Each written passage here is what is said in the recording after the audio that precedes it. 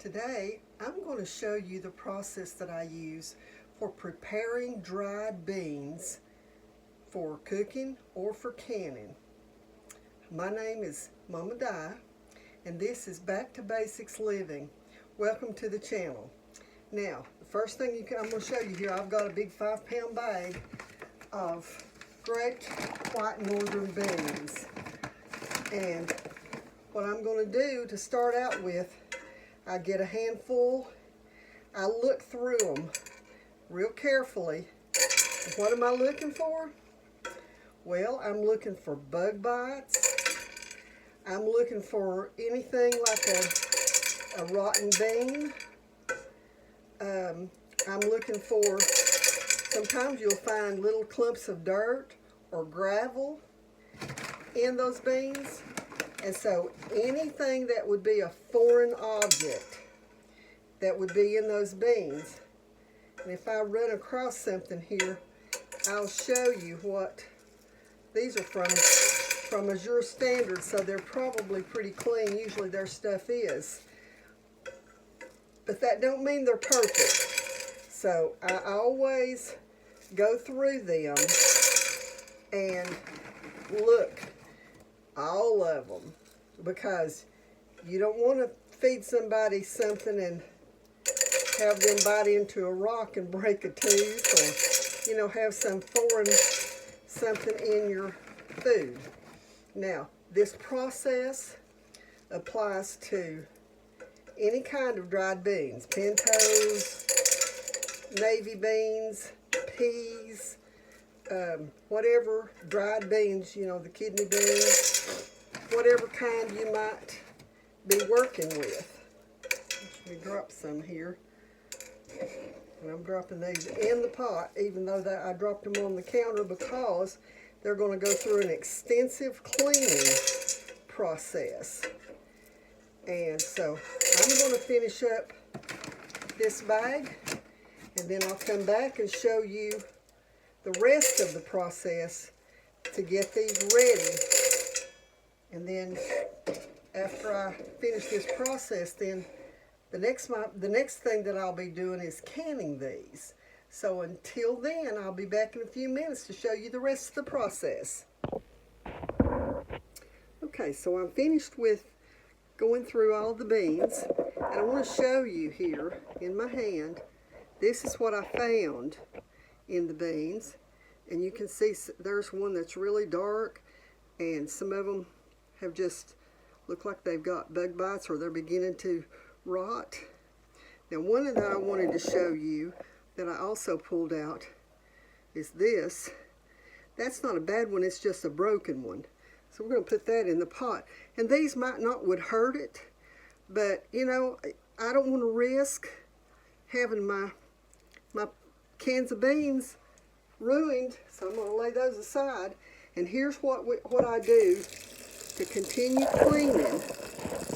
Pull that around here, and I'm going to just go through these like this and rub them against each other to begin with. And there's one that I missed. That's another good reason to do this, is to continue the cleaning process. And under this light I have over the sink, it shows up if there's something in it that shouldn't be there. It will show it up, especially with these white ones. So, okay, so now the next process, I've got this water up over the beans. It's about an inch over it right now. I'm going to let it continue, and then I'm going to parboil.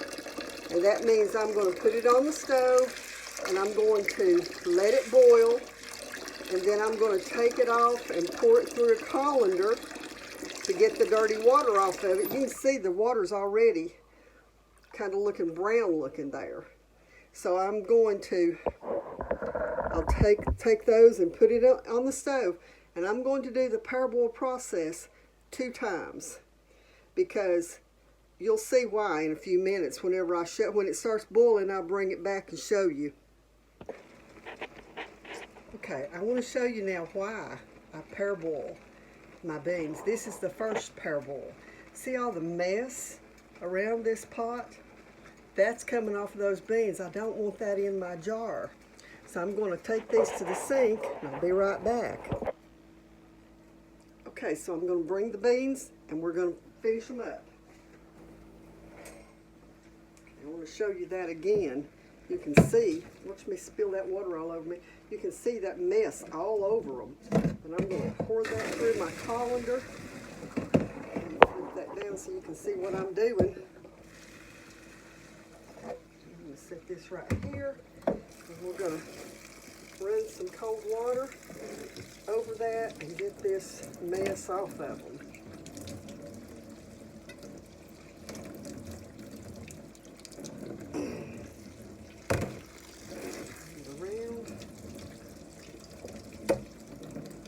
So you can see now how clean those look, but I'm still going to parboil them one more time. So I will be back. Okay, so the second parboiling is done. You can see here that the beans have rehydrated really well. They're plumb to the top of my pot. But the other thing you can see is that all of the foam that's on top of it is white. And if that had been dirty again, then I would have parboiled the third time. But because it's white, it's clean this time. So I can just pour them back through the colander and rinse them, and then they're going to be ready. I'm going to pour half of them into another pot. I'm still going to let them soak for a little while because I want them to be fully hydrated before I put them in the jars, because that's easy. It's easier to know what you don't want to put beans in a jar and have it absorb all of the liquid in the canning process. It'll still absorb some, but I like a little bit of liquid in mine. So that's what I'm going to do now, and then I'm going to set these and let them soak for a while. Probably a few hours or maybe even overnight. And then I will come back and show you the actual canning process tomorrow. And so until the next time, if you haven't already subscribed to my channel, I surely would appreciate it. And hit the like button. If you find benefit in these videos, please hit the like button. I have got some craft supplies ordered, and so I'm going to be doing some things like that in the next few days. And so anyways, be sure and check back in regularly. And I also mentioned in just a post that I'll turn my phone off. I mentioned in a post that I am going to be adding some special coupons and some affiliate links to in the comments. So be sure and look for that over the next few days in the videos. I'll try to remind you about that. So, but anyway, until then, God bless you.